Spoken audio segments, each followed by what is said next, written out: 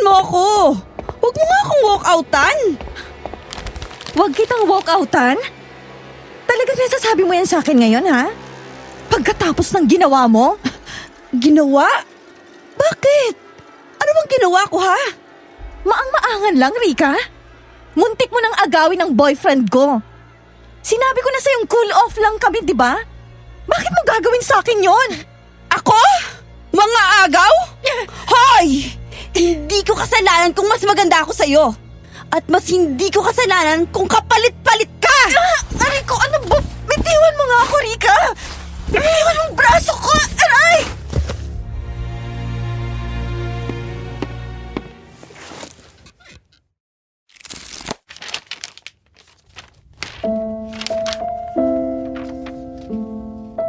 Naranasan niyo na bang makakita ng taong ginayuma na nga, inaswang pa?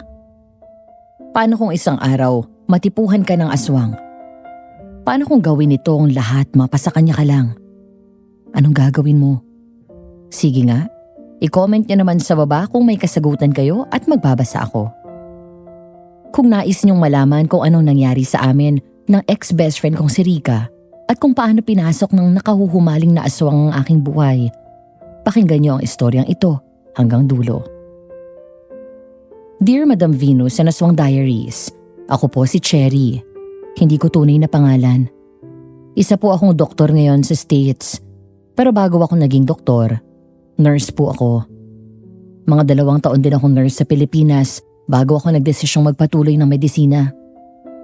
Sa huling taon ko ng pagiging nurse, nagkataon pong may 1-month medical mission ang hospital namin at nag-volunteer ako doon kasama ang nobyo kong si Lance at pinsan kong si Tim. Mga nurse din po sila kagaya ko. Hindi naman nalingid sa aming kaalaman ang mga kwentong aswang, lalo na kung nasa malayong probinsya. Ganoon naman talaga ang mga kwento doon. Kadalasan din ay panakot yun sa mga bata. Bago kasi ako nag-college, sa probinsya rin naman ako nakatira. At yun ang madalas na pinapanakot ng mga lolo at lola namin ni Tim noon. Hindi ko lang inakalang ang nooy panakot lang sa amin para wag nang maglaro sa gabi. Makakasalumuha ko sa pagvo-volunteer ko bilang nurse sa isang malayong bayan. Bago natin ipagpatuloy ang kwento ni Sender, sana po itangkilikin nyo rin ang aming iba pang channels at mga kwento. Marami pa kaming mga handog na aswang stories para sa inyo. Kung gusto niyo ng ma-aksyon ng mga kwento, pwede po kayong makinig sa Sitio Pangil. Kung gusto niyo naman ng mga madramang mga kwento na tagos sa puso, Aswang Diaries. At kung tungkol naman sa mga kwentong matagal na isinikreto, meron din sa Aswang Confession. Kung trip niyo naman ang mga kwentong may inaapi at paghihiganti na may halos aswangan, sa Dear Miss Amy kayo. At iba pang makabuluhang kwentong aswang sa kwentong takip silim at kakaibang style naman ang pagkikwento sa Aswang Radio. Oh, nandito na bang lahat? Yes, kumpleto na po. Good. Tara na, sakay na guys. Cher, ako na sa bag mo. Hindi, okay lang. Hindi naman tumabigat eh. Huy, kung ayaw yung pang pumasok, pwedeng mauna na ako ha? Ang mga gamit nyo, yung mga dadalhin natin, kumpleto na ba? Nag-double check na po ako kanina, ma'am. Okay. Mabuti nang sigurado at malayo pa naman ang lugar na kabiasnan. Nakapunta na kayo ron, ma'am? Hindi pa. First time ko rin. Narinig ko sa ibang nurse kanina. May aswang daw na gumagala doon. Hindi ka pa nasanay. Ganun naman talaga mga usapan sa probinsya.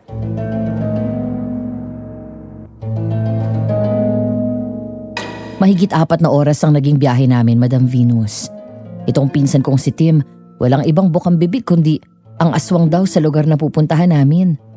May isa raw kasi kaming kasamahang nurse na taga ron at pinalipat na ang pamilya kasi 2 insidente na yata ng patayan doon. Kahit na may nahuli naman na daw na sospek, pending na ang kaso, ibang paniniwala ng mga tao ron. Aswang daw ang pumapatay. Hindi lang naniniwala yung mga pulis.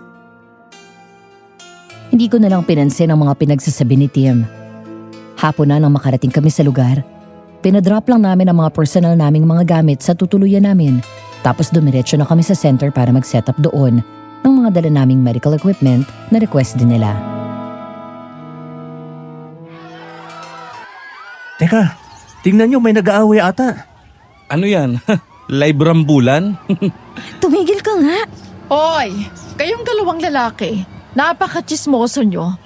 Pwedeng unahin muna natin yung mga ibababa bago kayo makichismis dyan? Sa tingin ko, mag-asawa yung dalawa. O baka naman magjowa.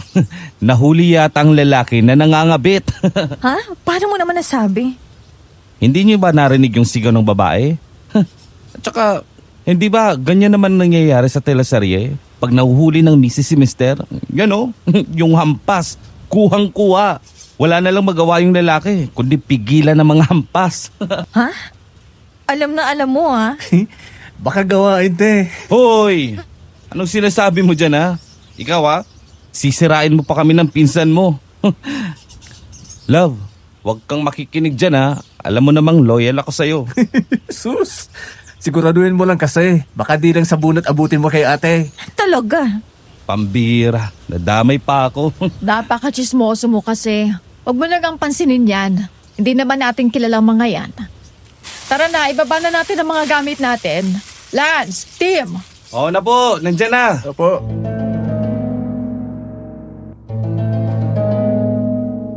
Napailing na lang ako sa nobyo ko. Kinuha ko yung iilang bag na nasa loob at sumunod na rin sa kanila papasok. Pero bago ako tuluyang makapasok, napalingon pa ako sa kaguluhan sa mismong harapan lang ng center. Sumisigaw pa rin yung babae habang sinasalag ng lalaki ang mga hampas. Sinusubukang magsalita ng lalaki pero pinuputol naman ng babae. Nagkakagulo na ang mga tao at may sumusubok namang paghiwalayan sila pero hindi talaga nagpatinag yung babae. Bumuntong hininga ako at tumalikod na lang. Pero bago pa ako tuluyang nakatalikod at makapasok sa center, may namataan akong isang babaeng naglalakad palapit. Napahinto ako nang magtama ang mga tingin namin. Parang kaedad ko lang siya. Mas payat nga lang tapos parang puyat na puyat yung muka. Di ko lang sigurado kung saan ko siya nakita pero parang nakikita ko na siya dati. Nag-iwas na ako ng tingin. Hindi ko alam kung bakit parang nanindig ang balahibo ko sa titig niya. Cherry, ano pang ginagawa mo dyan? Chismosa ka rin pala eh. O hindi napatingin lang eh. Tara na nga. Cherry, Bakit po ma'am? hindi pa ba tapos yung kaguluhan sa labas? Ewan ko nga po eh. Nang umalis ako ayaw pa awat ng babae kahit binubuwag na sila ng lalaki. Ay, nako naman. Hindi pa ba naaawat yung mga yan? Nakakaloka ha? Tim, ano ba yan? Sorry. Hindi miss. Kasalanan ko naman. Sorry po Ma'am Emma. Ako nakabagsak. Ayusin mo nga yan, Tim. Nako, ang mamahal na mga yan ha? Opo. Pamilyar talagang babaeng yun. Ha? Sino? Yung nakabangga ni Tim? Oo, parang nakita ko na siya dati. Eh baka kapitbahay mo o ano? Eh di ba nga malapit lang yung dati mong bayan dito? Sa bagay. Teka. Saan to mga to, ma'am? Tanong mo na lang doon sa admin. Okay.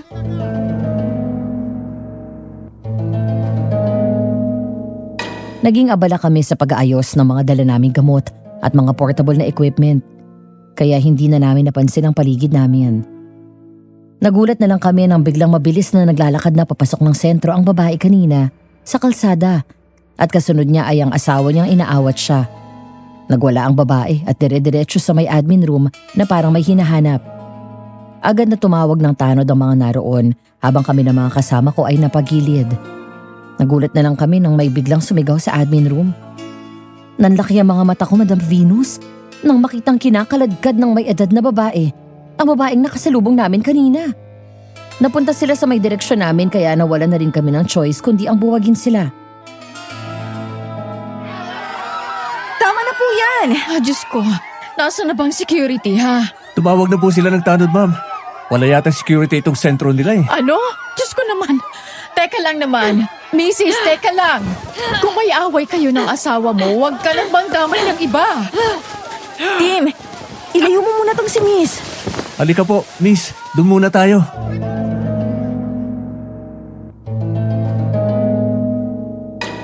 Sinubukan ni Ma'am Emma na kausapin ang nagwawalang misis, pero puro sigaw lang ang ginagawa nito. Inaakusahan nito yung babae na kabit daw ng mister niya. Habang yung mister niya naman ay paulit-ulit na nagpapaliwanag sa kanya. Pero parang bingi yung asawang babae. Nang tignan ko si Tim kasama yung babaeng inakusahan, nasa dulo na sila ng hallway. Inaalo ng pinsan ko yung babae. Lahat ng tao sa sentro, nabulabog na dahil sa panunugod ni ma'am. Mabuti na lang at maya-maya pa'y dumating na rin ang mga tanod at in-escort na ang mag-asawa palabas ng sentro. Ay, wow. Unang araw pa lang natin, aksyon na agad. Tumahimik ka nga, Lance. Bakit? Nagsasabi lang naman ako ng totoo ha. Grabe naman si Manang. Para namang papatulan ng magandang babae ang asawa niya. Aray, love naman. Tumahimik ka na pwede. Ikaw nakikisaw-saw ka pa. Tara na nga. Teka, nasan si Tim? Bigla na lang nawala ang isang yun ha. Ha? Kasama yung babae. Ayun. Ha? Ba't nawala? Nandun lang sila kanina sa upuan eh. Pinapakalma niya yung babae. Oh, ano pang ginagawa niyo rito ha? Tara na. Balik na tayo sa trabaho. Si Tim, ma'am. Bigla na lang nawala. Ha? Saan na naman nagpunta ang isang yun? Ewan ko po. Good morning. Kayo bang mga volunteer galing sa St. Martin's Hospital? Oo, kami nga po. Ako si Emma, ito si Cherry at si Lance. May isa pa kaming kasamang nurse, si Tim, kaso bigla na lang naging missing in action. Nako, okay lang. Ako nga pala si Rana. Akong tagapamahala ng sentro. Pasensya na kayo ha. Yun pa talagang nasaksihan nyo kanina. Ay nako, nakakahiya sa inyo. Hindi rin talaga namin alam mga away na mag-asawang yun. At kung paano nasangkot ang isa sa mga staff naming si Rika. Nako, ano ka ba? Wala yon. Nandito kami para tumulong sa sentro nyo. Hindi na namin inaalala ang mga bagay na labas sa aming mga trabaho. Rika pong pangalan ng babae? Oo. Mga 2 buwan na yun ditong admin staff. Ewan ko ba kung bakit tampulan ng chismis ang batang yun eh. Kapag nakakasama naman namin, sobrang tahimik. At halos hindi naman umiimik. Teka, patutulungan ko na kayo para mas mapadali kayo sa pag-setup, ha? At oo nga pala, tingin ko may dapat pa tayong pag-usapan, no Emma? Tara, doon na lang muna tayo sa opisina ko. Oo, sige. Chair, kayo nang bahala dyan, ha? Hanapin niyo si Tim at baka kung saan na nagsusuot ang batang yon. Sige po, ma'am. Kami na pong bahala. Tara na, Char.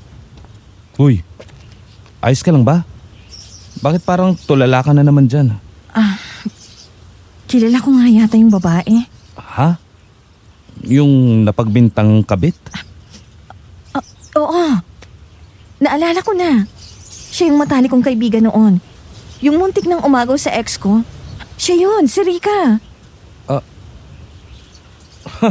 Talaga?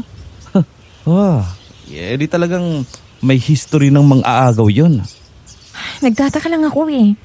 Kasi ang alam ko bago ako umalis sa amin. May pamilya na yun.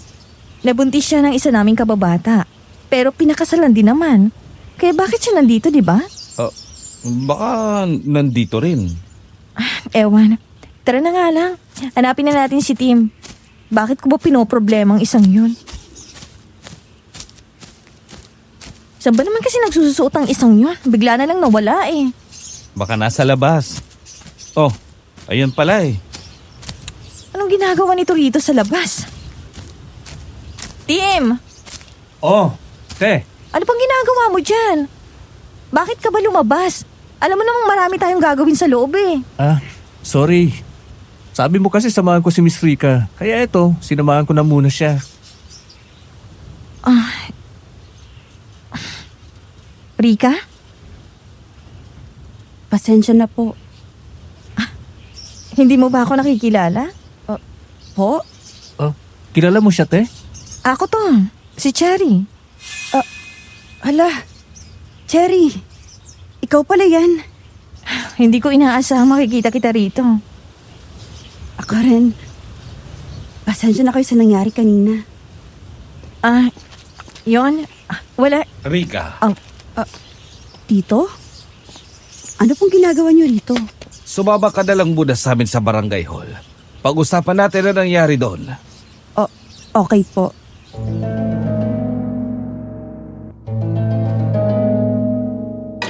Hindi na nagpaalam si Rika sa amin at sumama na lang sa lalaking bigla na lang lumapit. Napatingin tuloy ako sa lalaki, Madam Venus. At nagtaka ako kasi alam ko wala naman talagang kamag-anak si Rika. Ulila na kasi siya.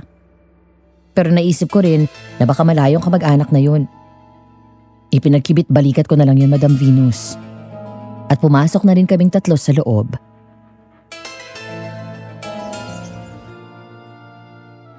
Kilala mo si Miss Rika, ate? Dati kong kaibigan dun sa probinsya. May nobyo ba siya? Ano? Hoy, Tima, bakit mo tinatanong yan? Ha? Wala naman. Hoy, wag na wag kang magkakamali, Tigilan mo kung ano man yung iniisip mo. Grabe ka naman sa akin, te. Kilala kasi kita. Basta, wag yon. Oo na nga. Sige na, tumulong ka na nga doon. Punta lang namin nilan si Ma'am Emma. Bitter ka pa rin ba sa kaibigan mong yun? Seryoso ka ba dyan, Lance? Siyempre hindi na, no? Ang tagal na kaya nun. Okay. Kalma lang. Pero bakit nga ayaw mong lumapit si Tim kay Rika? Ang komplikado kasi, no? Ayoko lang masali si Tim sa kung anumang komplikasyon ang meron si Rika dito. Okay, sabi mo eh. Tara na nga, punta na natin si Ma'am Emma. Ma'am Emma! Oh, nandito na pala kayo. Okay na ba doon? Malapit na po silang matapos. Duty na ba tayo ngayong hapon o bukas pa? Bukas pa talaga tayo papasok. Katatapos lang namin mag-usap ni Rana kanina. Dito nga muna kayo at pirmahan nyo nga itong volunteer paper nyo. Pwede na po pala tayong umuwi pagkatapos nito? Kung okay na naman ang lahat at naayos na ang mga dapat ayusin, oo, pwede na tayo umuwi at magpahinga na. Yun! Eh di mas mabuti. Tara na, bilisan na natin to. Oh, Cherry, yung pinsan mo ba nahanap mo na? Nandun na po. Kasama lang pala ni Rika kanina, yung babaeng sinugod. Nako, Cherry ha. Pagsabihan mo yung pinsan mo yan. Alam mo namang may pagkapilyo yan. Huwag mong palapitin doon sa Rika na yon. Pati ba naman po ikaw, Ma'am Emma? Aba, ang dami kong nalaman tungkol sa batang yan kanina. Eh di ba sabi naman nung kausap natin kanina, tahimik naman daw? Oo nga, pero hindi lang naman pala kasi yun ang unang insidenteng kinasangkutan ng babaeng yun. Sabi nila, pang-apat na raw yun. Pang-apat na beses na siyang sinusugo dito? Yun ang unang pagkakataon na may nanggulo, pero pang-apat na beses na pala yung pinagbibintangang kabit. Ngayon nga lang may asawang naglakas ng loob na sugurin yan dito. Ay paano? Tiyuhin pala niya ang kapitan kaya hindi rin nila masanto-santo. Yung ginang lang kanina ang talagang may tapang. Oh, grabe naman yan. Baka totoo na talaga yan. At saka, nakita namin yung tsuyin niya kanina. Nakakatakot nga ang isang yun. Yun na nga eh. Ang sabi-sabi ng mga matatanda rito, baka raw ginagayuma niya ng mga lalaking yun. Tapos yung tiyoy naman, konsentidor din. Ha? Gayuma? Hindi naman ganun kagwapo ang mga yun Tsaka mga may edad na talagang gagayumahin niya. Oo nga, Ma'am Emma. E di sana, yung mga gwapong katulad ko ang ginayuman niya, di ba? Tumigil ka dyan, Lance. Ang ibig kong sabihin ay para daw may mahikang bumabalot sa babaeng yun. Parang minamagnet niya ang mga lalaking mahumaling sa kanya. Yung mga lalaking may asawa pang araw, nanliligaw talaga ng harapan doon kay Rika. Ewan ko lang kung yun din ang nangyari sa sumugod kanina. Pero may confirmed naman ba na kinabitan nga niya? Ayun lang. Kasi mga haka-haka lang naman ang mga yon. Alam mo naman sa probinsya, di ba? Isa pa, alam nyo, sabi rin nila na minsan daw, may nakakita daw dyan na sumasama sa iba't ibang lalaki. Nag-hotel daw doon sa bayan. Pero hindi ko lang din alam kung totoo nga, ha? Medyo may pagka-wild nga naman yan kahit noon pa sa bayan namin. Oh? Kilala mo pala yun? Kaibigan ko noon, kanina ko lang naalala Nagbago rin kasi ang itsura niya. Hindi naman siya ganyan kapayat noon Ay, oo nga. Sa totoo lang, parang sobrang payat nga niya na halos butot balat na lang Pero teka, kung wild ka pala yan noon pa man, di hindi rin malabong totoo ang mga sabi-sabi rito. Ay, ewan ko, Ma'am Emma. Matagal na panahon na rin kasi nang huli ko siyang makita at makasama High school pa lang kami noon. Marami nang nagbago. Huwag na lang nating pansinin. Problema naman nila yan. Ay, oo naman. Basta ba hindi rin magiging parte ng problemang yan, pinsan mo ha?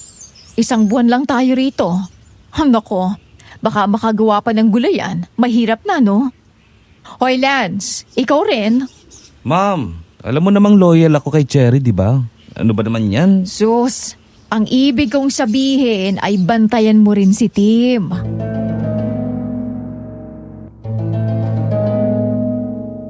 Hindi ko na dinagdagan ang mga sinabi ni Ma'am Emma. Hindi ko na rin binanggit ang tungkol sa nakaraan namin noon at mga nangyari kay Rica, Madam Venus. Kasi wala rin namang saysay.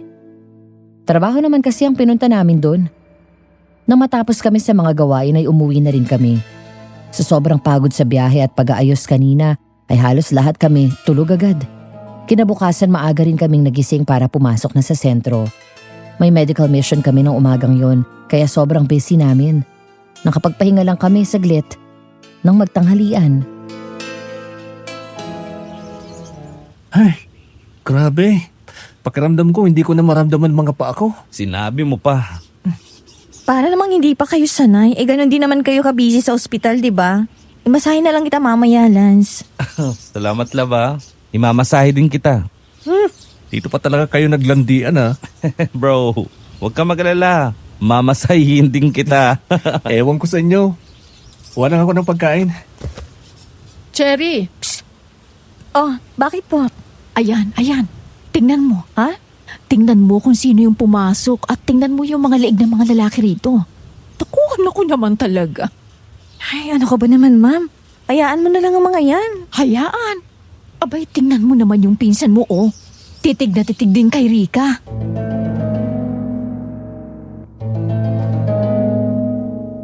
Nang tignan ko si Tim, Madam Venus, nakatingin nga rin siya kay Rica na papunta rin sa may counter ng kantin. Yung mga lalaki ay titig na titig nga rin kay Rica. Natampal ko tuloy sila sa gilid ko. Nawirdohan talaga ako sa mga tinginan ng mga tao, pati na rin si Tim. Para kasi silang natutulalan, hindi mo alam kung susundutin hindi mababalik sa realidad. Nang tinawag ko naman si Tin, ay nilingon din kami ni Rica. Nanayo ang mga balahibo ko dahil sa tingin niya sa akin. Hindi ko alam kung bakit ang talim ng tingin niya. Pakiramdam ko pinapatay niya ako sa mga matatilim na tingin niya. Mauna na kami sa inyo, ha? Bukas ulit.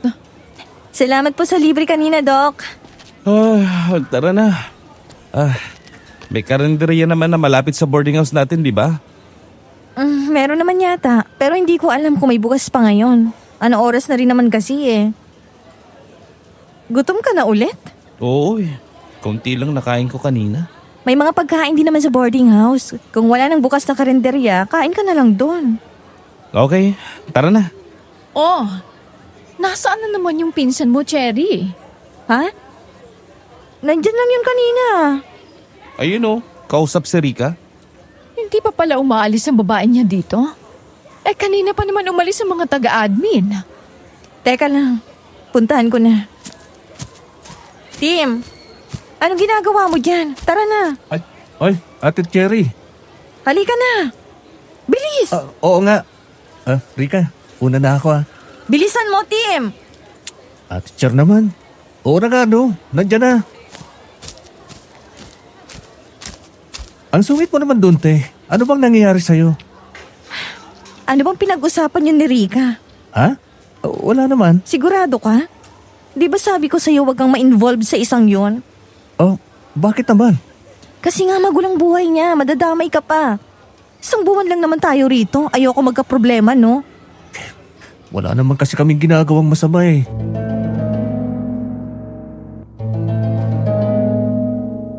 Hindi ko na sinagot si Tia, Madam Venus. Mas binilisan na lang namin ang lakad namin pabalik kina Lance at Ma'am Emma. Nang palabas na kami ng sentro, napalingon ako. Lalo na't naramdaman kong parang may nakatitig sa akin ng masama. Paglingon ko, nagtama ang mga mata namin ni Rica. Bigla akong kinabahan kasi walang ekspresyon ng mukha niya. Pero ramdam na ramdam kong parang may galit yung mga titig niya. Na mga panahong yun, nakaramdam talaga ako ng takot at kaba. Pero nawala rin naman yun nang makauwi kami. Sa sobrang pagod na rin sa buong araw, ay mabilis kaming nakatulog. Pero naalimpungatan din naman ako nang bigla kong may marinig na sigaw mula sa labas.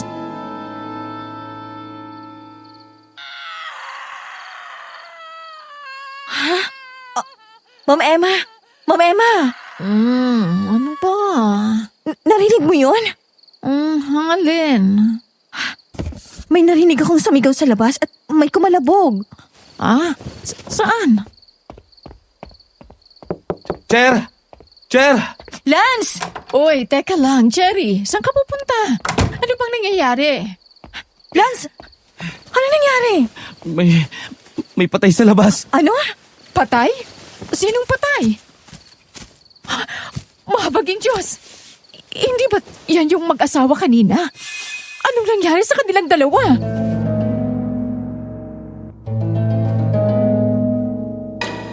Hindi na ako nakapagsalita, Madam Venus. Nakatutok na lang ang mga tingin ko sa babaeng nakahandusay sa kalsada. Butas ang kanyang tiyan, tapos nakadilat ang kanyang mga mata at sobrang putla na niya. Para bang naubos yung kanyang dugo. Wala ring laman ang kanyang tiyan at dibdib at pinuto ng kanyang mga braso at paa. Nasa gilid niya naman ay ang kanyang mister na tulala sa bangkay niya. Gulong-gulo ang buhok nito at puno rin ng dugo ang katawan. Ang mas nakakatakot pa ay hawak niya sa kanang kamay niya ang isang bituka. Humahango siya at parang hindi makapaniwala sa nakita niya. Nayakap ko na lang ang aking sarili, Madam Venus. Lalo na nang umihip ang napakalamig na hangin. At nang lumingon ako sa gilid, nakita ko si Kapitan Gael na walang emosyon ng mukhang nakatitig sa bangkay. Nang lumipat ang tingin niya sa akin, napaatras na lang ako dahil sobrang sama nun. Tapos pulang-pula pa yung mga mata niya. Nang tuluyang nag-umaga at nasa sentro na ako, nasa utak ko pa rin yung nasaksihan ko kagabi.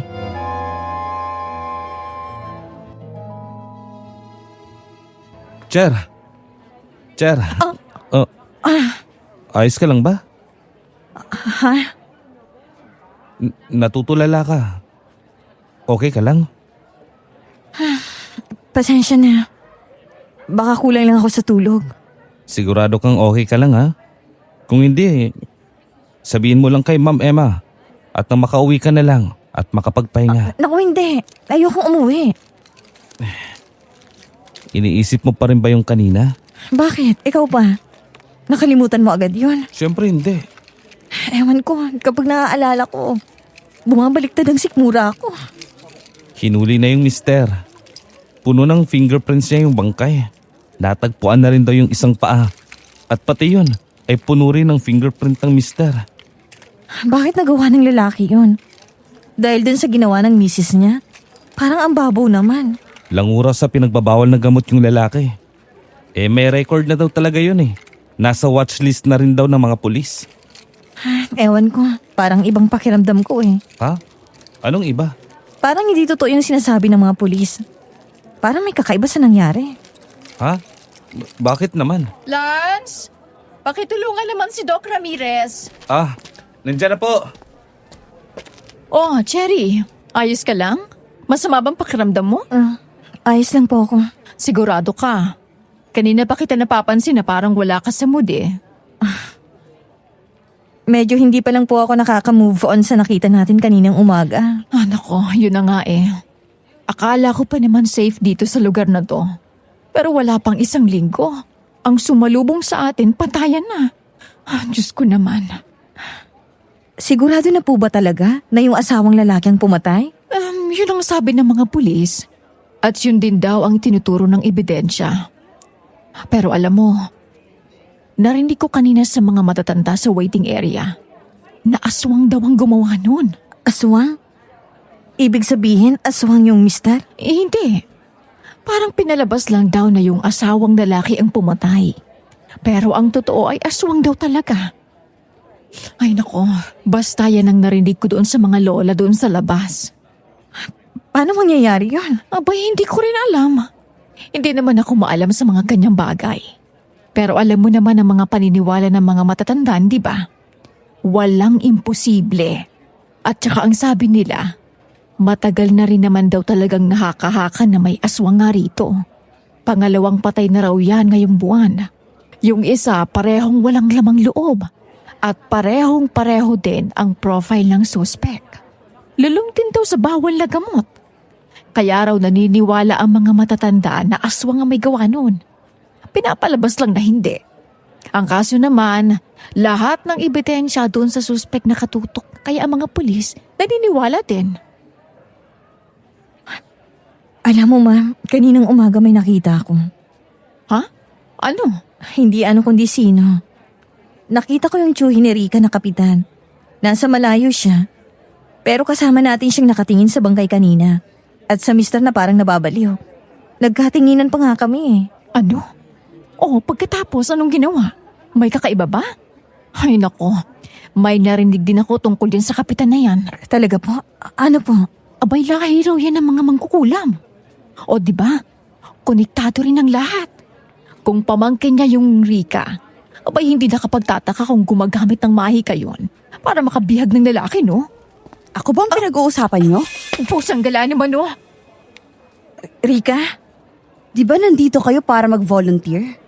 Bakit pinag-uusapan niyo ang mga taong wala namang ginagawa sa inyo? Pasensya ka na Rika. Batang isang yun.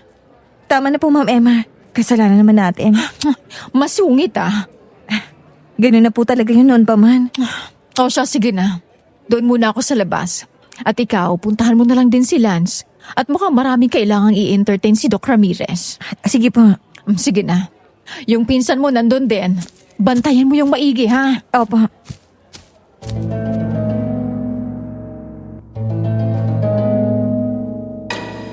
Naging laman ng usapan ang naganap na patayan. Gaya ng sinabi ni Ma'am Emma. Maraming ang naniniwala sa aswang ang may gawa. Pero syempre hindi naniwala ang mga pulis kasi iba ang tinuturo ng mga ebidensya. Nabahala ako, Madam Venus. Pero kahit na ganun sinubukan ko pa rin wag nang isipin para hindi maapektuhan ang trabaho ko. Total, 1 buwan lang naman kami ron.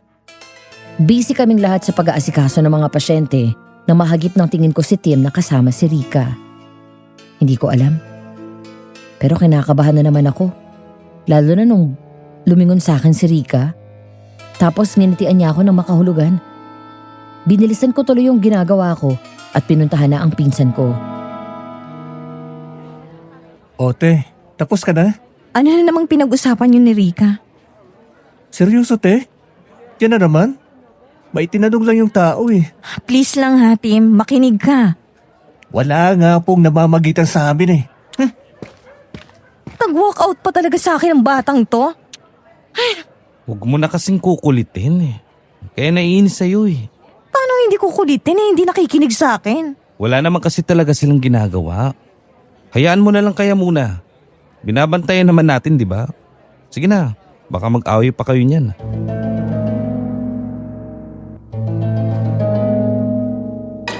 Wala akong nagawa kundi ang sundin ang sinabi ni Lance, Madam Venus.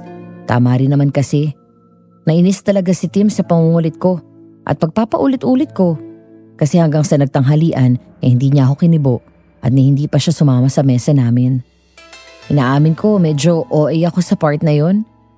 Pero hindi rin kasi ako masisisi ni Lance, lalo na't may nalaman na naman ako tungkol sa tsuhin ni Rika. Hello sa inyo. Kumusta naman ang duty nyo dito? Nako, ayos lang. Nakakapagpahinga naman kaming mabuti at nakakatuwa rin kausap ang mga doktor nyo rito.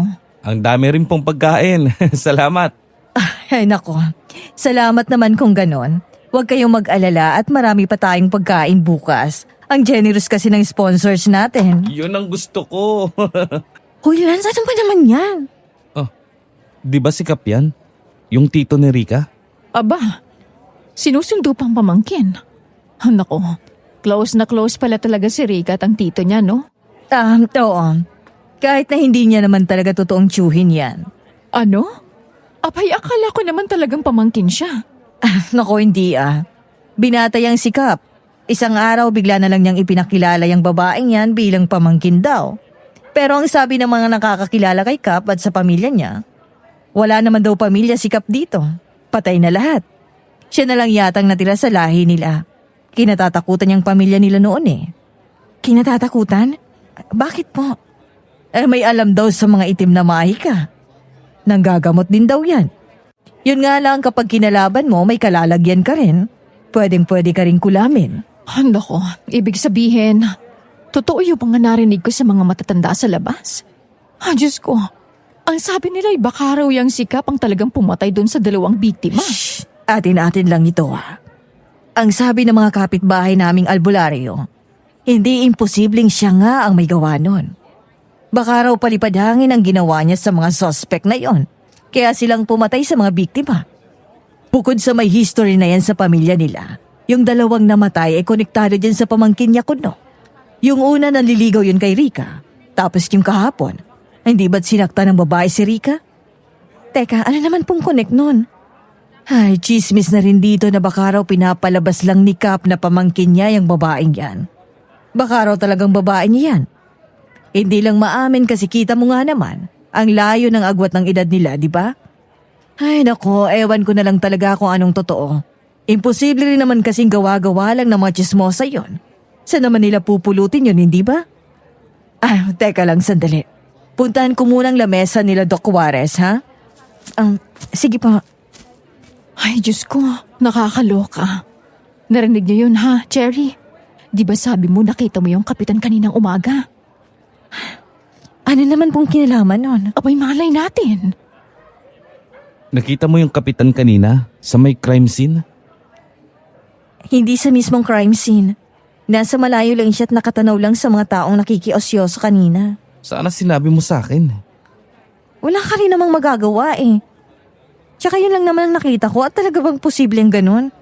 Ano, aswang bang tawag sa kanya pag ganun? Sinabi ko na sa'yo, di ba? Walang imposible sa probinsya. Ewan ko kung aswang ang tawag doon. Ay, nakakakilabot naman. Ang Diyos ko, sana mabilis na lumipas ang isang buwan.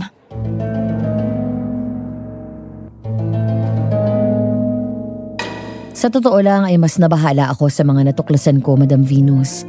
Kahit sabihing chismis, tama naman yung sinabi ni Ma'am Rana. May pinanggagalingan ng chismis.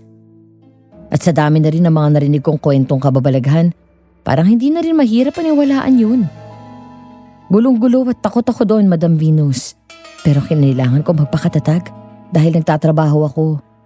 Sinabi ko na lang sa sarili ko na hindi na ako makikialam kung anong meron sa kanila kasi wala naman talaga ako kinalaman doon.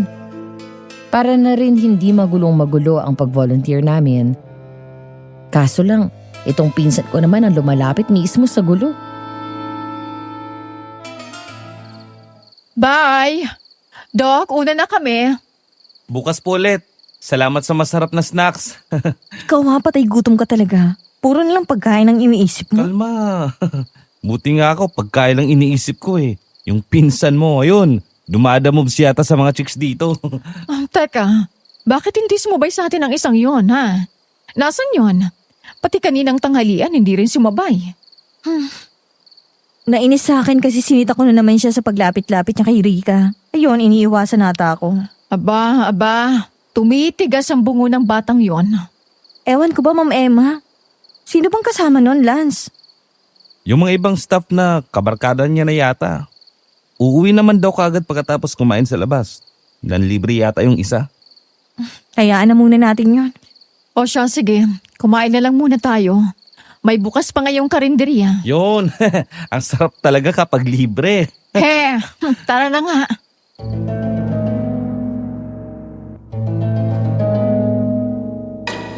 Nung gabing yon, kaming tatlo lang nila Lance at Ma'am Emma ang sabay na kumain ng hapunan at nakipagbarkada ang magaling kong pinsan. Hinintay ko siyang dumating kasi hindi rin naman ako makatulog. Kaso mag-aalas 10 na lang ng gabi, wala pa rin siya. Doon na ako nag-alala. Hindi na ako mapakali nun, Madam Venus. Nasa may pintuan na nga ako para hintayin siya pero lumipas ang isa pang oras at hindi talaga siya dumating. Doon na ako kinabahan. Sinabihan ko na si Ma'am Emma at Lance. Alam mo ba kung saan ang bahay ng barkada niyang yon, Lance? Ha? Hindi ko alam. Hindi naman niya sinabi sa akin. Wala pa rin? Wala pa rin eh. Sinubukan kong tawagan kaso pa wala naman ang signal dito. Hindi rin makapasok ang tawag ko. Ay, pinapasakit talaga ng isang yun ang ulo ko eh. Tara, hanapin na lang natin. May mga tambay pa naman yata sa labas. Magtanong na lang tayo. Mukhang kilala naman yung kaibigan niya rito. Oy, kayong dalawa, ano ba naman kayo? Huwag nga kayong padalos-dalos. Hindi natin alam kung anong nasa lugar na to tapos lalabas kayo ng kayo lang. Diyos ko, baka kayo ang sumunod sa bangkay kaninang madaling araw. Ganito na lang. Pumunta na lang muna tayo sa mga tanod. May nakita ko nagro-ronda kanina eh. Pasama na lang tayo. Hindi rin naman kasi ako mapapalagay kung dito lang ako't naghihintay. O siya, sige. Teka, sasama na ako sa inyo. Sigurado po kayo? Dito na lang po kayo, ma'am. Kaya naman po namin to at magpapasama nga po kami sa mga tanod. Ayoko rin maiwan dito, no? O teka lang, hintayin niyo ako. Ay, ano na naman kaya tong dala ni ma'am? Ewan ko. Eto na. O, kumuha kayo. Bawang at asin? Anong gagawin namin dito? Abay, generic na panlaban yan sa mga aswang. Hindi naman natin alam kung ano nga harapin natin. Mabuti na ang handa. Tara na. Kunin mo na, Lance. Wala namang mawawala eh. Tara na. Nandun yung tanod na nagro-ronda kanina oh.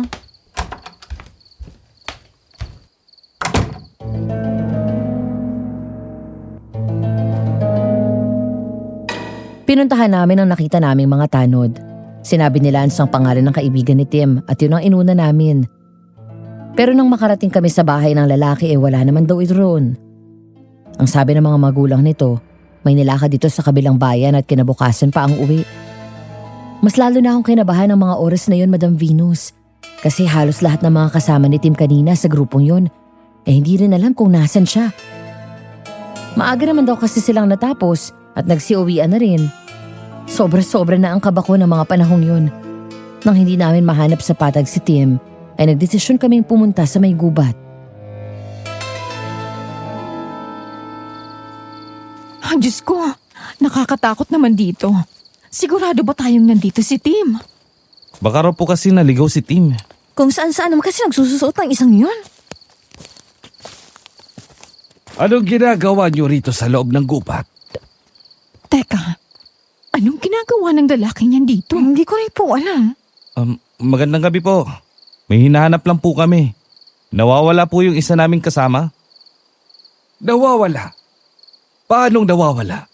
Sumama raw po kanina sa mga kaibigan pero hanggang ngayon hindi pa rin po kasi bumabalik eh. Yung lalaking matangkad at kulay brown ng buhok. Nakita niyo po siya? Kanina namataan kong kumakain sa karinderya kasama ng ibang taga-sentro. Hindi po siya umuwi pagkatapos nilang kumain. Huwag kayo mag-alala. Magtatawag din ako ng iba pang mga tanod para tumulong. Mag-iingat kayo sa daan. Mga tanod, huwag niyong iiwan tong mga dayo ha. Masukal pa naman ang gubat. Salamat po. Sige na, puntahan ko lang yung ibang tanod. Tara na. Teka lang, Cher. Nandito pa yung mga tanod oh. Baka kung ano mangyari sa atin pag nauna tayo.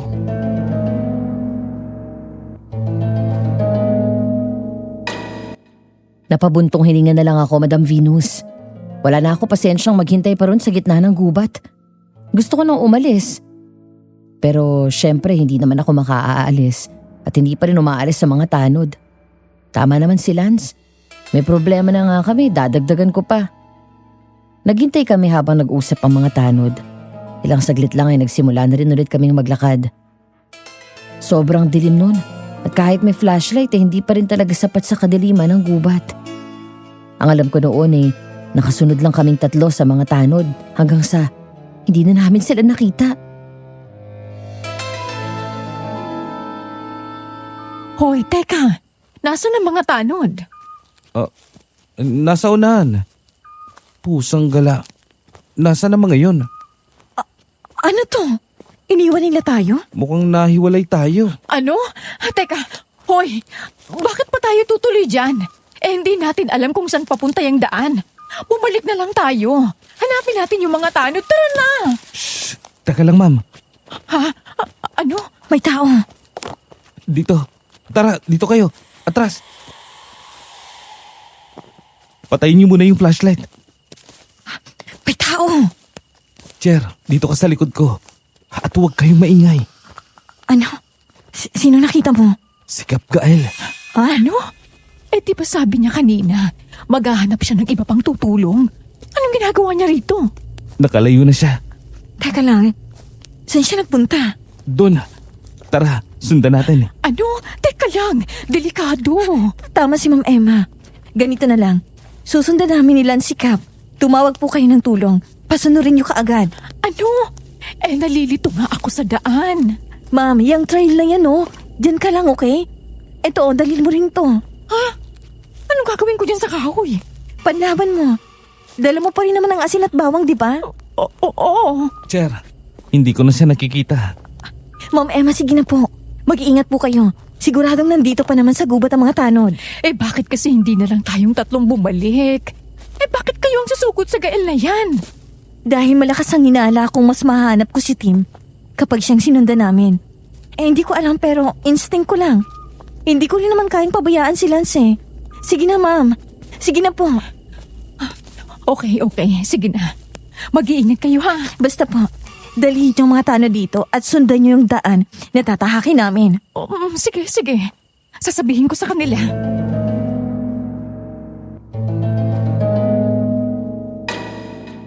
Naghiwalay kaming tatlo. Bumalik si Ma'am Emma at kami naman ni Lance ay sumugod sa tinahak na daan ni Cap Gael. Ingat na ingat kami ni Lance. Iisa lang naman ang daan doon, kaya yun lang din ang sinundan namin hanggang sa makarating kami sa isang maliit na sapa. Sa kabilang tabi nito ay may bahay kubo. May ilaw na nanggagaling doon, kaya halatang may tao. Kinakabahan ako ng mga oras na yon, Madam Venus, pero pinatatag ko ang sarili ko.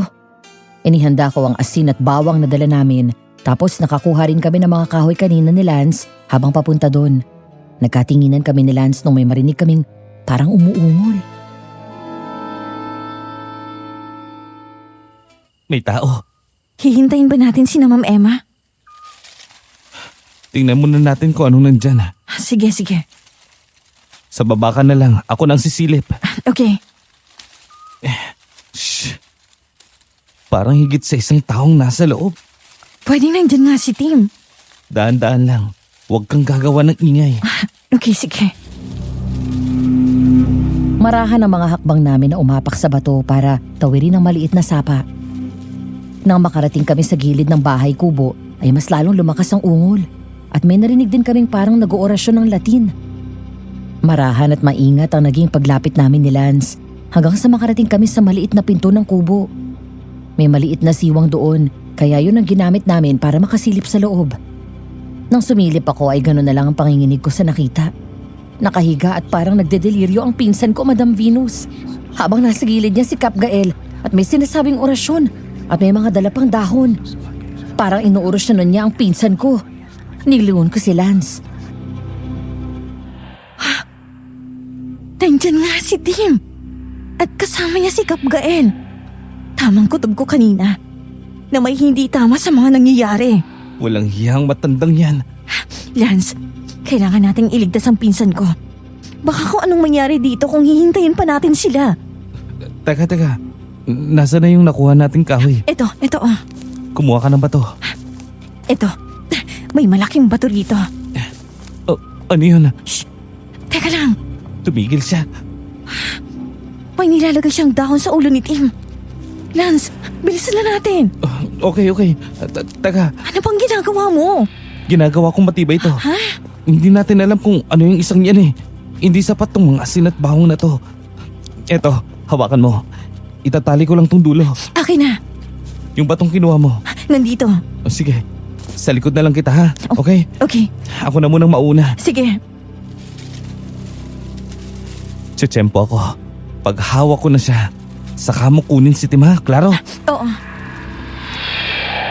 Hawak ang itinaling dalawang kahoy, dahan-dahang binuksan ni Lance ang pinto. Hindi kami napansin ni Gael dahil masyado siyang abala sa paglalagay ng mga dahon sa pinsan ko habang binubulungan ng mga yun. Kinuha ni Lance ang pagkakataong yun at sinugod si Gael. Natumba ito kaya mabilis na pinigil ni Lance ang dalawang kamay nito sa likod habang nakaluhod. Pinuntahan ko si Tim at niyugyug siya. Halos maiyak na ako, Madam Venus, dahil kahit anong yugyug ko hindi magising ang pinsan ko.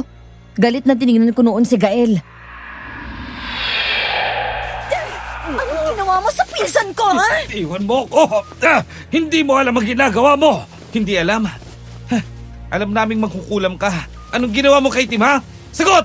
Hindi ko siya kinulam! Ay, Bakit ayaw niyang magising? Tim, gumising ka! Tim! sabihin mo na kasi kung anong ginawa mo sa kanya. Hindi ko siya magagamot kung hawak mo ko! Ginagamot ko siya! Hindi ko siya kinukulam! Sinungaling! Ginagamot? Bakit, ha? Walang sakit ang pinsan ko. At kung talagang ginagamot mo siya, bakit hindi mo sinabi kanina, ha? Hindi, aray! Hindi nyo naintindihan! Pwes, ipaintindi mo. Anong ginawa mo sa kaibigan ko? Cherry! Lance! Si Ma'am Emma. Ma'am! Nandito kami! Ma'am! Ayun! Nandun sila sa kubo! Cherry! Anong nangyari? Sino yung sumisigaw? Nakita na namin si Tim. Nasa loob siya. Kasama ang kapitan niyo. Puntahan niyo po siya ron. Oh, Diyos ko! Anong nangyari? Bakit kasama ni Tim ang kapitan? Eh di ba nakasalubong natin yung kanina? Nagsinungaling siya, ma'am. May ginagawa siya kanina kay Tim.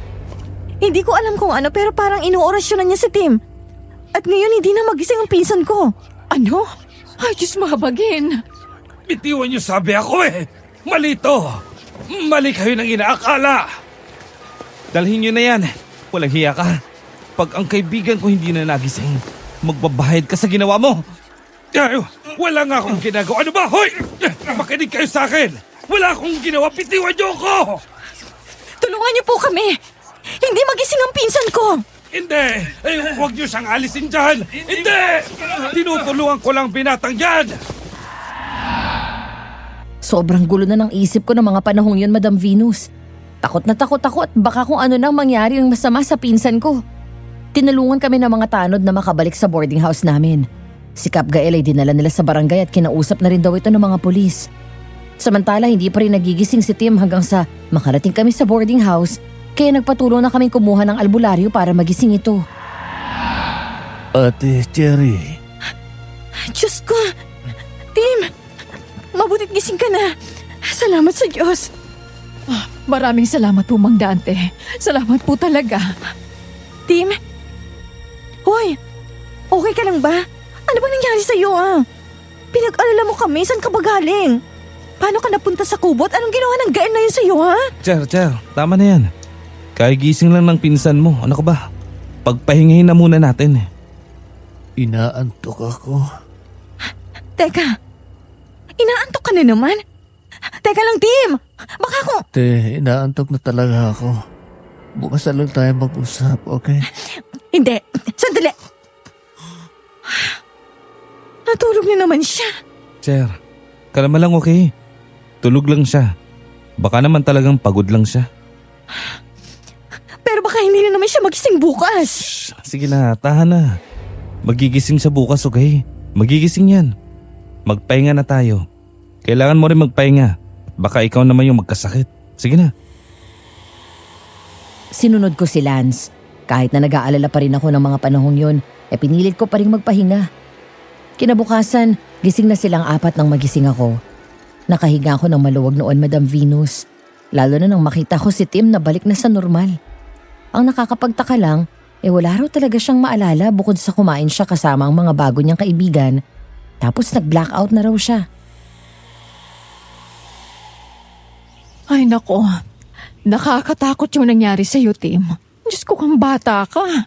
Sinabi na kasi sa'yong huwag kang masyadong magtiwala sa ibang tao eh. Hindi pa rin natin kilalang mga tao rito, no?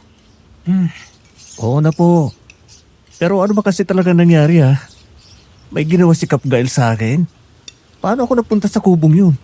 Di ko naman alam kung saan yun. Kanina pa kinagkwento ni Ma'am Emma ang nangyari sa'yo. Nasaan na si Cap Gael ngayon? At bakit mo hinahanap? Gusto ko lang magtanong, ate. Wala yung aaminin sa'yo. Ang weird. Abay, weird talaga. Kaya ikaw, makinig ka na. Please lang. May patampo-tampo ka pa kasi. Ayan, munti ka nang mapahamak. Kasi naman si ate ang OA. Hindi naman ako inaano ni Rica eh. Hindi pa. Pero sino ba yung kumuha sa'yo kagabi, ha? Sino yung gumawa ng kung ano-anong orasyon? Di ba tito niya? Anong malay natin kung may ganong kakayahan din siya? Paano kung tuluyan ka, ha? Tsaka hindi natin alam. Baka kaya ka kinuha ni Gael dahil sa paglapit-lapit mo kay Rica. Kaya layuan mo ng babaeng yon. Nako, tama, Tim. Baka pagbuntungan ka ng galit ni Gael. Nako, usap-usapan pa naman ditong may gusto talaga yan kay Rica. Kaya ayaw na may lumalapit na lalaki sa pamangkin kuno niya. Huh? Naman. Grabe naman kayo makahusga sa kanila. Hoy! Nag-iingat lang kami, no? Wala namang mawawala kung mag-iingat ka, pre. Maging aral na sa'yo yung nangyari kagabi, ha? Ano ka ba naman?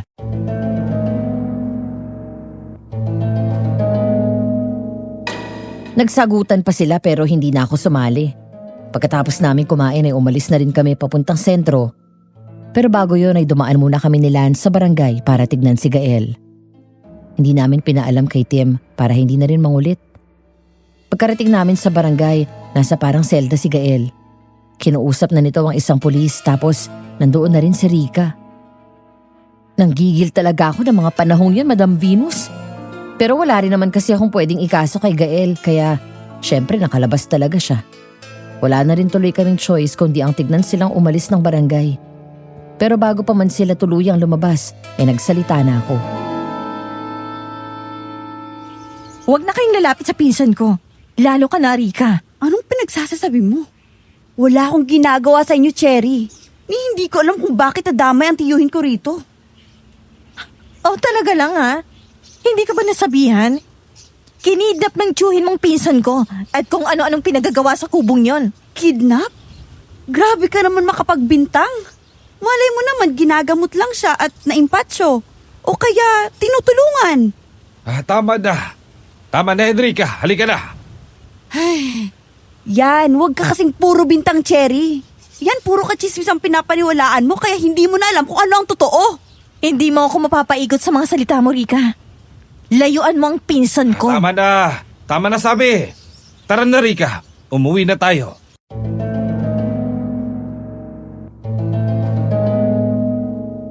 Nagkatitigan kami ni Rica ng mga panahong yon, Madam Venus. At hindi ko alam kung bakit, pero kitang-kita ko ang panlilisik ng mga mata niya. Nakaramdam ako ng kaba ng mga oras na yon at nanayurin yung balahibo ko. Ang nakakapagtaka lang, parang pati si Gael ay natakot kay Rica. Grabe. Ang sakit ng bato ko. Bakit parang nag-usap yung mga nanganak kanina na sabay silang manganganak? Baka gusto nila magkakapare-pareho yung birthday. Magkakaibigan yun, di ba, ma'am? Oo. Ay nako, ang babata pa rin ng mga yun, no? Kaya aga namang nabuntis ng mga yun. Gusto ko na lang talagang humilata sa kama. Pamasahin naman ang likod, Lance. Sige, sure. Pero palitan tayo, ha? Oo. Tim, pare. Okay ka lang ba? Ha? Kanina ka pa tulala dyan, ha? Wala. Inaantok lang din ako eh. Grabe. Bukas maaga ulit tayo. Pakiramdam ko hindi pa nakaka-recover yung katawan ko. Ay, sulitin na lang natin sa linggo. Tulog tayo buong araw. Sa bagay. Ma'am? Oh, Ma'am Emma, bakit po? Cherry, Oh, hindi niyo ba nakikita yan? ang alin? Huh? Lance? Lance! Pusang gala. Si Kapgal ba yan?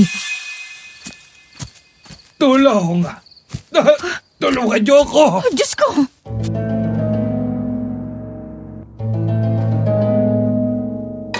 Nataranta kaming tatlo, Madam Venus. Nakita na lang kasi namin na nakahandusay sa may pinto ng boarding house namin si Kap Gael. Puno siya ng dugo at malalim na sugat. Halos hindi na nga makilala ang kanyang mukha sa dami ng sugat niya. Agad na binuhat ni na Lance at Tim si Kap Gael papasok ng boarding house namin. Pinahiga namin siya sa couch at saka kinuha ang mga gamit namin. Mabuti na lang talaga at may mga gamit pa rin kami sa boarding house at hindi namin nadala lahat sa sentro. Ang daming dugo.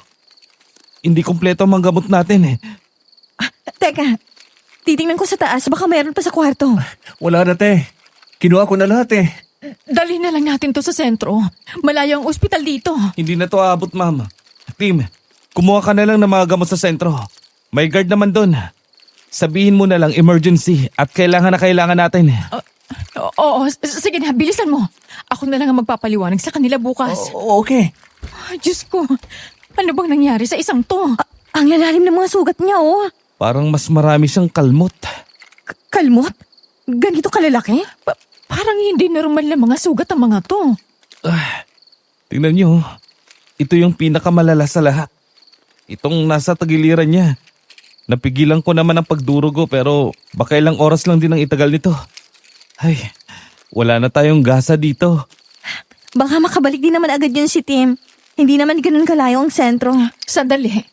Hindi pa tayo tatawag ng pulis. Anak ko, baka kung sinong gumawa nito sa kanya. Walang magagawa ang mga pulis. Huwag muna kayo magsalita o gumalaw. Anak ko, Cherry. Nakakatakot to. Baka tayong pagbintangan niya, no? Tumawag na lang tayo ng pulis. Okay, may number po ba kayo ng mga pulis? Meron. Nanghingi talaga ako ng number dahil sa nangyari kay Tim. Ang Diyos ko. Teka lang, tatawagan ko lang muna. Sige po, aabangan ko lang si Tim sa labas.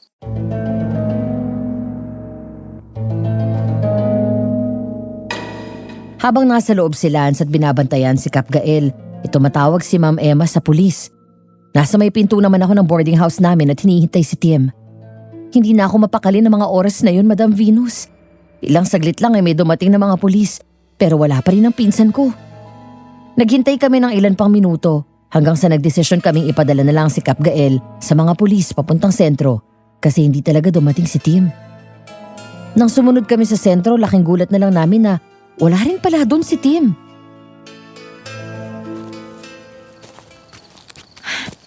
Wala si Tim. Diyos ko, sana naman nagsusot ang isang yon. Cher. Teka lang. Nasabi ko na sa mga pulis, okay? Hinahanap na nila si Tim. Lance, iba na naman ang kutob ko. Alam ko. Una si Gael na parang ginamba ng kung anong hayop. Tapos, ngayon nawawala na naman si Tim. Ano ba nangyayari sa lugar na to? Cherry, kumalma ka. Paano ako kakalma, ma'am? Nawawala na naman ang pinsan ko. Buisit naman to. Alam ko, okay? Pero hindi natin mahahanap si Tim kung magpapanik tayong lahat.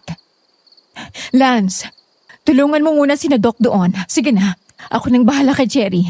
Kakausapin ko rin ang mga pulis.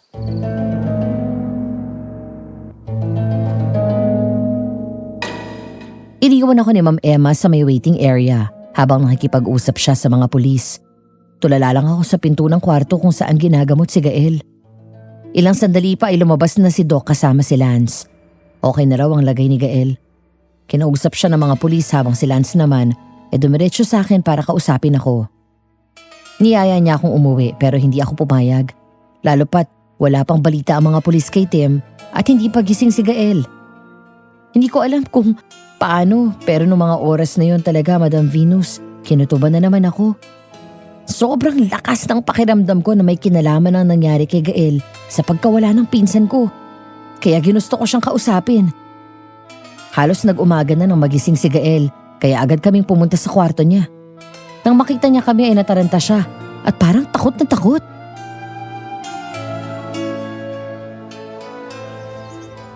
Ano ginagawa niyo rito? Nasaan ako? Relax. Nasa sentro ka. Wala ka bang natatandaan sa nangyari sa'yo kagabi? Muntik ka nang mamatay. Ang dami mong sugat. Kap Gael, anong nangyari sa inyo? Bakit kayo nasa boarding house namin? Nawawala na naman ang pinsan ko, Gael. Sabihin mo nga. May kinalaman ka ba ron? Cherry, ano ka ba? Bakit kayo nandito? Umalis na kayo. Alis! Magagalit siya. Galit na galit yun, madadamay kayo. Anong pinagsasabi mo? Umalis na kayo! Umalis na kayo! Hoy, nababaliw ka na ba ha? Sinong siya? Ang aswang. Diyos ko, teka, tawagin natin ang mga pulis. Teka lang, ma'am. Wag. May gusto pa akong malaman.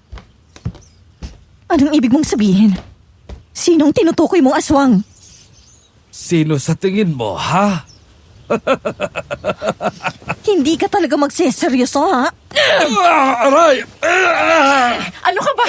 Cher, bitiwan mo siya. Pasyente pa rin yan. Sasabihin mo bang nalalaman mo, ha? O mas didiinan ko tong sugat mo, ha? Aray! Ano ba? Oo na! Cherry, ano ka ba? Baka bumalik si Doc. Kausap pa sila ng mga pulis. Anong nalalaman mo, ha? Wala ka nang magagawa sa pinsan mo. Nahuli na siya ng aswang. Teka, sino nga? Sino ang aswang na sinasabi mo? Sino pa ang lapit ng lapit sa pinsan mo, ha? Si Rika? Mahabagin. Sinasabi niya nga ba't may kakaiba sa babaeng yon? Teka, aswang si Rika? Siya ba yung pumatay doon sa misis nung isang araw? At yung naunang pinatay dito sa inyo? Oo, At si Tim ang isusunod niya? dyan ka nagkakamali. Ano? Anong mali? Kinakaibigan niya si Tim para... Para kainin? Hindi pangkaraniwang aswang ang kalaban nyo. Oo, kumakain siya ng tao. Pero wala siyang balak kainin ang pinsan mo. Ano? Bakit? Anong gagawin niya sa pinsan ko?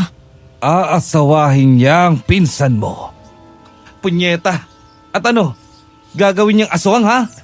Diyos ko, kung ganun, kailangan nating iligtas si Tim. Hindi ko alam kung anong eksakto ang gagawin niya. Yun lang ang alam ko. Alam mo ang lahat ng ito. Pero wala kang ginawa? Naturingan ka pa namang kapitan ng barangay? Wala akong magagawa. Wala lang din akong mapagpilian. Mahal ko pa ang buhay ko. Yung dalawang patay dito. Siya bang may gawa nun? Oo, siya nga. Pero paano? Bakit ibang mga nauhuli? Hindi ko maintindihan. Palipad hangin. Ginagamitan ko ng palipad hangin ang mga sospek para sila ang gumawa ng patayan. Mas malinis, mas nagmumukhang normal na patayan. May mga hindi naniniwalang normal na patayan yon. Pero wala. Yon ang pinaniniwala ng mga pulis. So ikaw ang may gawa nun? Ikaw ang nagpapatay sa mga biktima gamit ang mga suspect? Pero si Rika ang may utos ng lahat. Siya ang namimili ng pagkain niya. Nakita niyo yung mga nawawalang lamang loob. Sa kanya yun napupunta. So anong ginawa mo sa mga suspect na yun? Paano mo sila napapasunod, ha? Anong palipad hangin, ha? Inuorasyonan ko sila. Parang hinihipnotis mo para gawin nila lahat ng gusto ko. Lahat ng gusto ni Rika. So ano yun? Sunod-sunuran ka lang kay Rika? Sa tingin mo, may pagpipilian ako, ha? Sa tingin mo ginusto ko ba to? Hindi. Matanda na ako, Iya. Gusto ko maging mapayapa ang aking huling mga taon sa mundo. At mas lalong gusto ko pang makita ang mag-ina ko sa malayo. May pamilya po kayo? Oo, naghiwalay kami ng asawa ko noon. Kaya nagkalayo kami. Magkakaayos na sana kami. At madadala ko na sana sila rito kaso dumating si Rika. Ako ang dapat nauna niyang biktima. Nung dumating siya rito, natakot akong mamatay nang hindi pa nakikita mag-ina ko. Kaya inutakan ko siya. Sabi ko matutulungan ko siyang maghanap ng pagkain. Nang hindi napapansin habang naghahanap siya ng lalaking gusto niya. Wow! So, simula pa lang pala, gusto na niya ng asawa? At pumapatay siya para hindi magutom? Oo. Dahil mamamatay siya sa gutom kung hindi siya kakain. Mas lalong hindi niya mahanap ang kung ano mang gusto niya. May ginawa ka kay Tim sa gubat. Ano yung ginawa mo? Yun bang palipad hangin? Hindi. Inaalagaan ni Rika si Tim dahil ito nga ang gusto niya. Sinabi ko na sa iyo, tinutulungan ko ang pinsan mo. Ibang klase si Rika. Kaya niyang pahumalingin ang mga lalaki sa paligid niya. Bakit sa tingin niyo, ang daming nahuhumaling sa kanya, di ba? Sa ilang taong kong pagiging manggagamot, hindi ko alam kung ano ba talaga ang kapangyarihan niya. Ibig sabihin, ginayuma nga niya si Tim? Parang ganon. Nang makita ko ang pinsan mo ng gabing yon, nasa gitna siya ng daan, tulala. Alam kong pupuntahan siya ni Rika doon para kunin siya. Hindi ko na kayang pinagagawa ni Rika, kaya kinuha ko ang pinsan mo. Nang makita mo kami na nasa kubong yon, sinusubukan ko siyang gisingin sa hipnotismo ni Rika. Pero dumating kayo at nalaman ni Rika, kaya sobrang nagalit siya. Kaya kanya muntik ng patayin?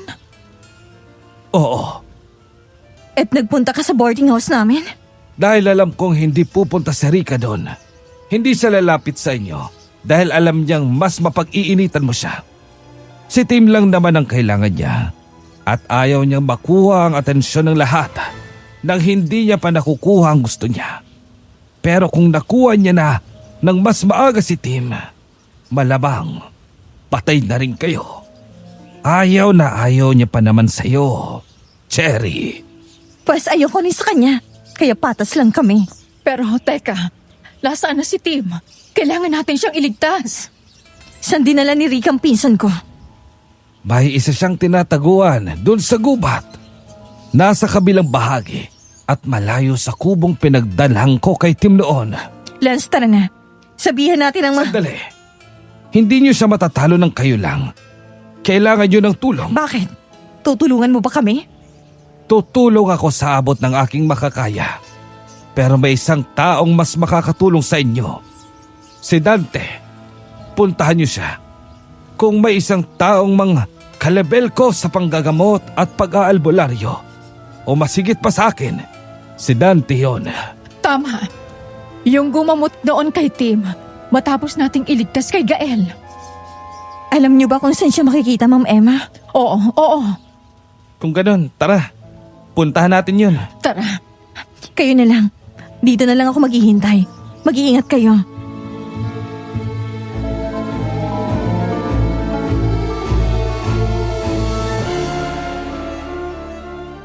Sinundo ni na Ma'am Emma at Lance ang albularyong si Mang Dante. Nagkausap sila ni Cap Gael at nang malaman niya kung anong klaseng aswang si Rika, ay tinapon niya ang mga iba pang albularyo. Ang plano ay sasamahan nila ang mga pulis sa paghahanap kay Rika. Sasama rin ako. Cherry, baka mapanganib kung sasama pa kayo ni Lance. Hindi, sasama ako. Hindi ako mapapakali rito. Sasama po kami. Kung sasama kayo, dapat kayong magkaroon ng proteksyon. Ay, di bale. Bibigyan ko kayo ng proteksyon at mga kakailanganin nyo para kung sakali ay makakalaban kayo sa aswang. Hindi rin tayo magdadala ng ganon karaming tao. Kayong dalawa, hali kayo. Mang Dante, kailangan na po natin magmadali. At baka kung ano na mangyari kay Tim. Relax, iho. Hindi papatay ng aswang ang kaibigan mo. Iba ang gusto ng aswang dito. Kung ano man yon, wala na tayong pakialam. Ang importante ay mawala rito ang aswang. Oh, eto. Kunin niyo ang mga ito. Bakit may kandila? May orasyon ang loob ng kandilang yan. Kung ginagamit ng aswang ang hipnotismo, mas mabuting hindi tayo maging sobrang lapit sa kanya, lalo na ang mga lalaki. Susunugin natin siya gamit ang kandilang ito. At itong mga anting-anting, huwag niyo itong ihiwalay sa inyong mga sarili, ha? Panangga ito sa kung anumang hipnotismo ang maaaring igawad ng aswang sa inyo. Maliwanag ba? Opo. Iho, ikaw na ang magdala nitong kawayan. Mag-iingat ka at napakatulis ng dulo niyan. Gamit yan, mapapanatili nating malayo sa iyo ang aswang. Mas malaki ang tsansang hindi kanya mahipnotismo. Dahil hindi ko pa sigurado kung anong hipnotismo ang gamit niya, hindi ko rin matukoy ang anting-anting na babagay rito. Itong ibinigay ko sa inyo, makakatulong itong hindi kayo madaling maapektuhan ng hipnotismo. Pero may limitasyon pa rin. Kaya maging maingat tayo at huwag na huwag titingnan sa mata ang aswang. Maliwanag! Maliwanag po.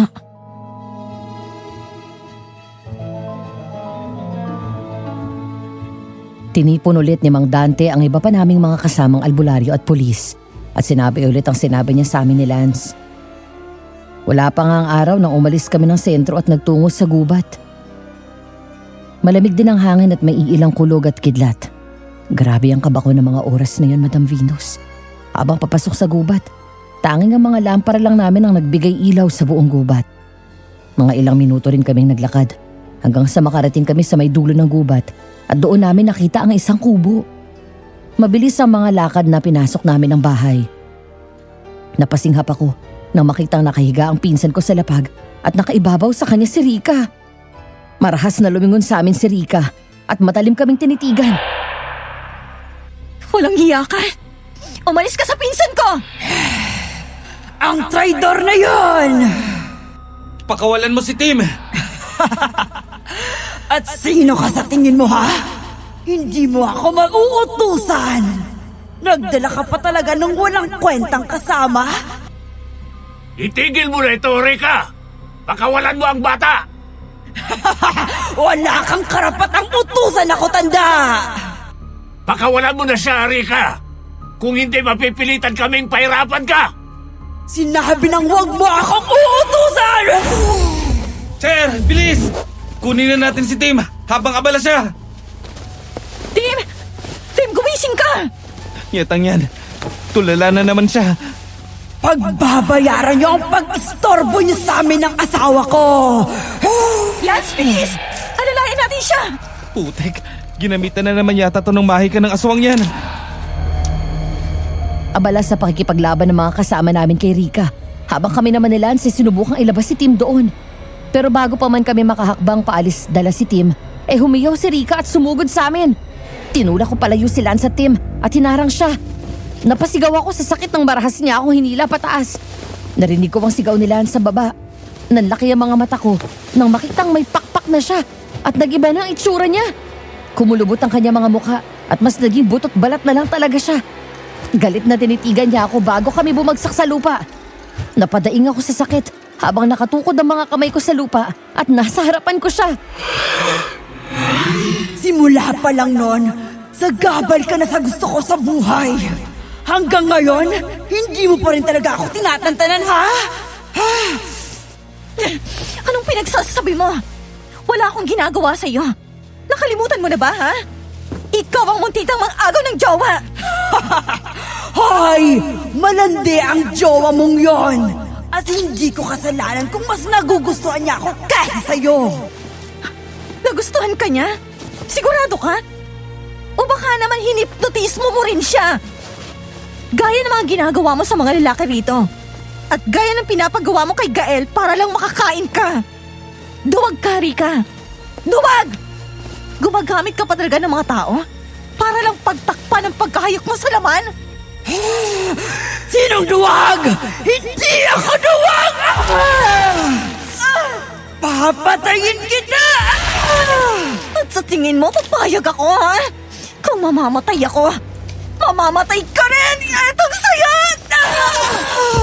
Walang hiya ka! Akala mo, matatalo ako sa bawang na yan, ha? Tanga ka, Cherry! Tanga ka! Kailangan mo kay Tim, ha? Bakit ang pinsan ko? Bakit hindi? Bata siya. Matipuno. Malakas. Bagay na bagay siyang maging ama ng mga anak ko. Bagay na bagay siyang magpatuloy ng lahi ng mga aswang. Anong sinabi mo? Ibig sabihin, ginagamit mo lang ang pinsan ko para makapagpalahi ka? Oo! Bakit? Ano bang akala mo, ha? Na mahal ko siya? Kalokohan! Pare-pareho lang silang mga nauna kong mga lalaki! Anak lang ang habol ko sa kanila. At balang araw, babalikan ko ang mga anak ko sa iba't ibang lugar at magsasama ulit kami.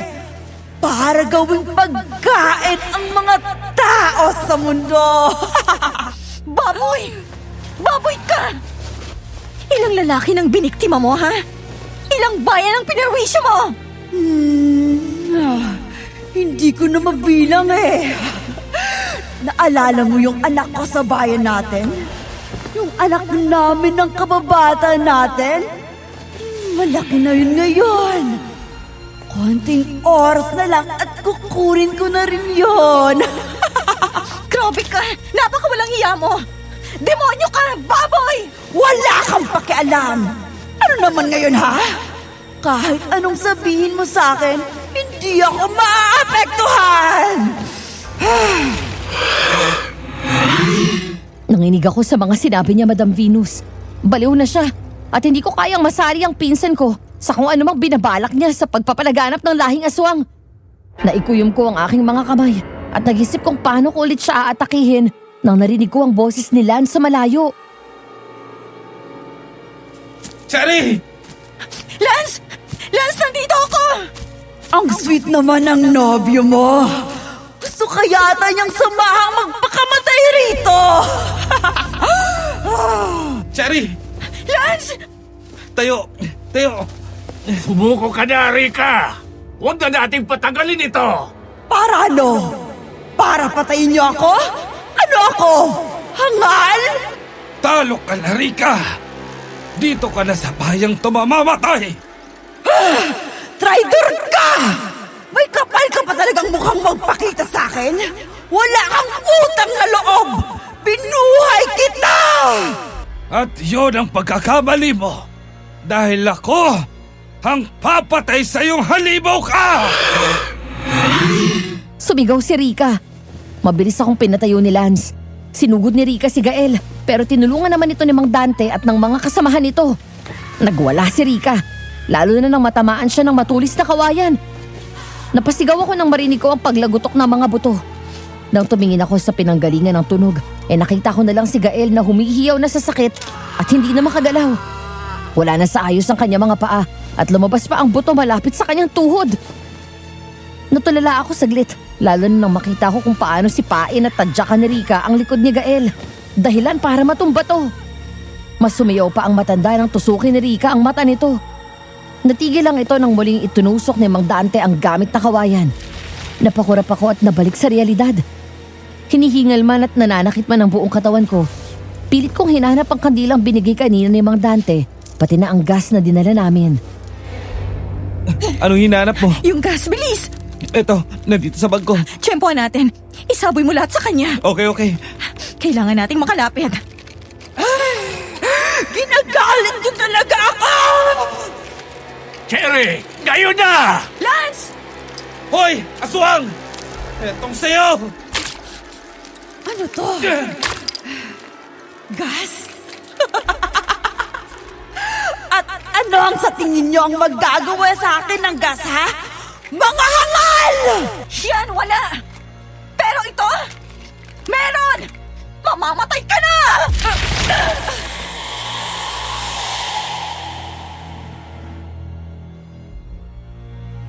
Pinakita ko sa kanya ang may orasyong kandila. Nakasindi na yon. Nangunot ang noo niya pero hindi ko na siya hinintay na magsalita pa.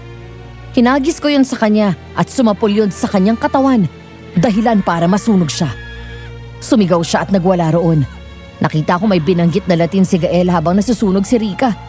Mas nagliyab ang katawan ni Rika hanggang sa tuluyan na itong naabo at naglaho. Tapos na. Wala na siya. Oo, wala na. Tapos na, Cher. Tapos na. Umalis na kayo. Pinasama na namin si Tim sa mga kasabahan ni Dante. Ano pong nangyari sa pinsan ko? Okay na ba siya? Huwag kayong mag-alala. Alam ng mga kasama ni Dante ang dapat na gawin sa pinsan mo. Magiging maayos din ang isang yon. Diyos ko. Hindi tumitigil ang pagdugo ng mga mata niya. Kailangan niyo magamot. Malubang kalagayan niyo. Bakit ba kasi umalis kayo ng sentro ha? Pinayagan ka ba ni Doc? May gamit ba kayong tela dyan? Tumawag na tayo ng tulong. Tinulungan ako ng kasama niyong tumakas. At bakit ka naman tumakas ha? Dahil gusto kong pagbayaran ang mga kasalanan ko. Napagtanto kong naging makasarili ako. Kaya siguro hindi ko nakikita ang mag-ina ko dahil sa mga kasamaang nagawa ko. Huwag kayong mag-alala. Sasabihin ko na rin sa mga pulis ang mga ginawa ko. May maniniwala ba sa inyo? Tumawag na yung mga pulis ng backup. Sila nang magdadala sa inyo. Hindi ko alam kung may maniniwala. Pero kahit na, gusto ko lang malinis ang aking konsensya. Huwag po muna kayong masyadong gumalaw. Gusto ko rin magpasalamat sa tulong niyo. At sa inyo rin, kung hindi niyo ako ginamot, malamang patay na rin ako. At mamamatay ka naman ngayon sa lubhan ng pinsalang natamo mo. Wala pa po ba? Mauubusan na siya ng dugo. Ay, nandito na sila, Iha! Noon lang ako nakahinga ng maluwag. Ang mga pulis ang nagdala kay Gael sa ospital sa bayan.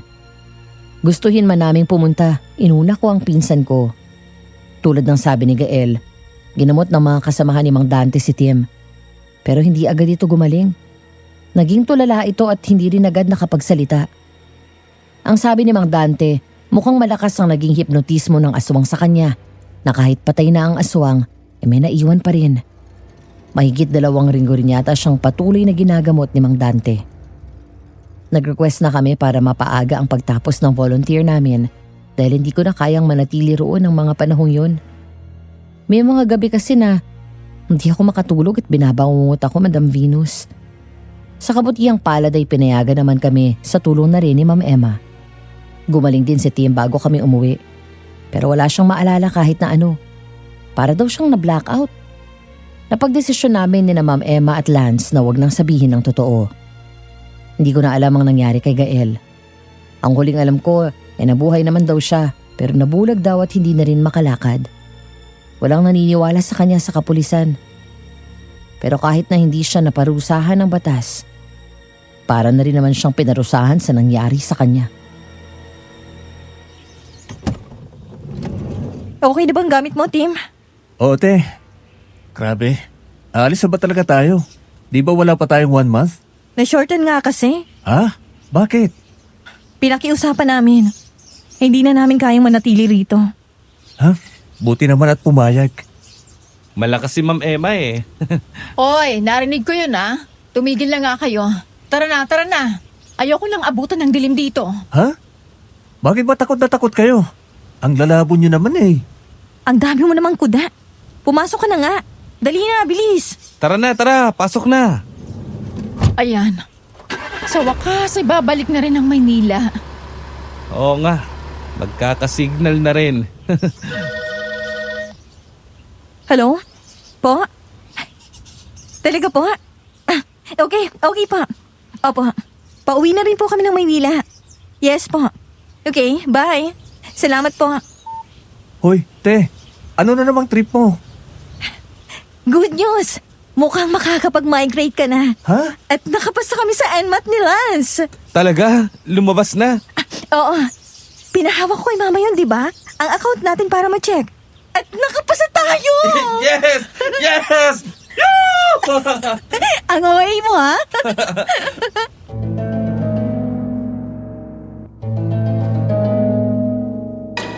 Ang hirap ng pinagdadaanan namin doon sa bayang yon, Madam Venus. Pero siguro, tama nga sila na hindi papayag ang Panginoong puro hirap lang.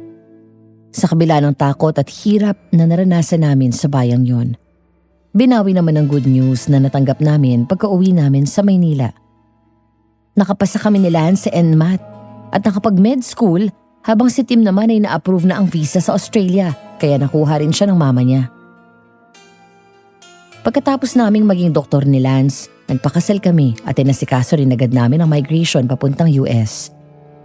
Sa kabutihang palad, nakamit naman namin ang mga gusto namin. Nagkapamilya kami at sa US na nakabase. Si Tim naman ay nasa Australia na. May sarili na rin siyang pamilya. Paminsan-minsan umuuwi pa rin naman kami ng Pilipinas pero hindi rin nagtatagal. Kung may aral naman akong nadala sa nangyari sa amin noon, yun ay ang aral na galing kay Gael. Minsan may mga desisyon tayo sa buhay na pagsisisihan natin sa huli. Maaaring makasakit tayo dahil sa mga desisyon na yon.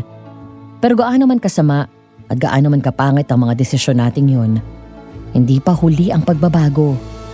Hanggat nabubuhay ka, may chance kang magbago at pagsisihan ng mga pagkakamali mo. Okay lang magkamali. Basta natuto ka at itinama mo na ang maling yun. Hanggang dito na lang po ang aking kwento. Kung sakaling mapili ang aking kwento, maraming salamat po. Salamat sa pagbibigay ng platform para makapag-share kami ng mga ganitong klase ng kwento. Huwag po natin kalimutan mag-like, share at subscribe sa channel ng Aswang Diaries. Pakipindot na rin po ang bell button para updated tayo lagi sa kanilang mga upload. Kung kayo po ay gaya kung may kwento tungkol sa mga aswang, pwede niyo pong i-comment sa baba at ang akin ding mabasa. Salamat po ulit. Nagmamahal, Cherry.